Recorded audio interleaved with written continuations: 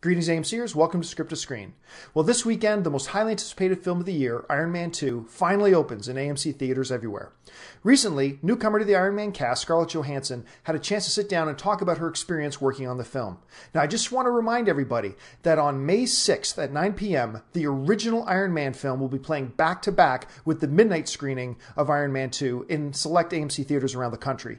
Check the links in this post for theater and ticket information for an AMC near you. For now, here's Scarlett Johansson. I've never really been a comic book reader. I read Archie comics when I was little. That's about as far as I delved into the comic world. So being a part of this whole Marvel universe is a whole new foray. I think playing this character, the Black Widow has such an complex and long-standing and diverse origin story behind her, and she's beloved by so many fans that it really was a bit, it wasn't that it was daunting, but it was always in the back of my mind that this was going to be my interpretation of the character, and hoping that the fans were inspired by that, so that I could carry on the legacy. These movies are really, geared towards fans, and it's an exciting process to be a part of.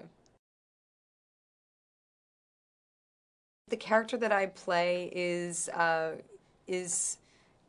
very a highly ambitious, highly trained, and motivated character. I mean, her eyes stay on the prize, and she is a part of a organization that is really bigger than herself, and it's bigger than Iron Man. And her purpose in this film is to, I think, to allow Iron Man to come to the realization, or intervene in some way, for him to come to the realization that his ability is really bigger than his ego, and his capability is more important than sort of he could ever have imagined. He's a part of a universe that's much more expansive than he could ever have imagined.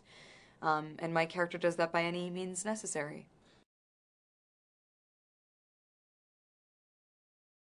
There was a lot of training involved. The character is a master of hand-to-hand combat, and so with that comes a dedication to the athleticism required for that, which is, in layman's terms, just lots and lots of training. And, you fail a lot before you succeed, and those failures are always painful. It's just really getting an in with the stunt team. That was my angle. The costume is it's a sort of a navy blue catsuit of sorts, and it's kind of utilitarian. It functioned very well. It was very flexible. It was breathable, and Mary Zofries, our costume designer, was just an absolute genius in engineering it somehow. It was not uncomfortable, oddly. It was actually, it really did function very well.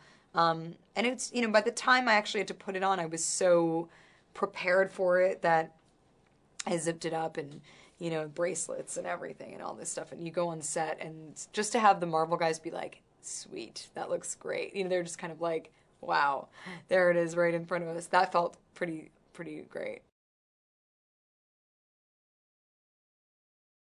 I think Robert has said in the past that Tony Stark is the cooler version of himself. I can't imagine that being true, that there is a cooler version of Robert. He's just such an incredible guy, amazing actor, and just incredibly generous co-star. He brings so much to the table. It's really hard to put your finger on exactly what it is. I mean, he is so prepared, and really, as kind of off the cuff and abstract as his thoughts or actions may seem, they're really, really grounded in something that's true, and something that he has studied and something that he's really thought about. And, that's what he brings to the plate as an actor. And of course, all of that is so obvious in his performance. And I think that's why people are just, kind of just chomping at the bit to see this one.